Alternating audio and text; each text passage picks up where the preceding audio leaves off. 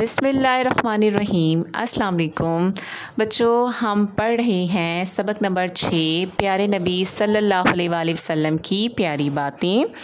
तो previous lecture में हमने 2 प्यारी बातें पढ़ ली हैं और आज हम नेक्स्ट 3 बातें पढ़ेंगे।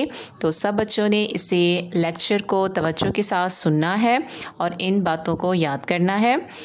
पहली जो है वो देखें, लतासी वालिदई का तिब्रानी, माँ बाप की नाफरमानी ना करो। क्या है? लतासी वालिदई का तर्जमा, माँ बाप की नाफरमानी ना करो। नेक्स्ट देखें, इयाकुम वल काज़िब। इयाकुम वल काज़िब मतलब झूठ से बचो। नेक्स्ट देखें, अलबिर्रु हुस्नुल खुलुक।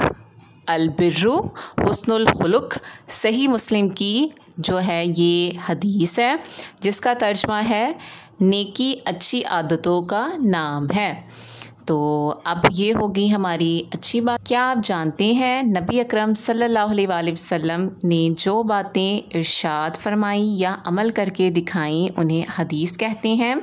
आपने याद रखना है कि आप सल्लल्लाहु अलैहि वसल्लम के फरमान, उनकी बातें सब जो हैं वो हदीस कहलाती हैं। और ये था आज का हमारा लेक्चर। आपने इन दुआओं को याद रखना है। अपना बहुत ख्याल रखिएगा। अल्लाह हाफ़िज़।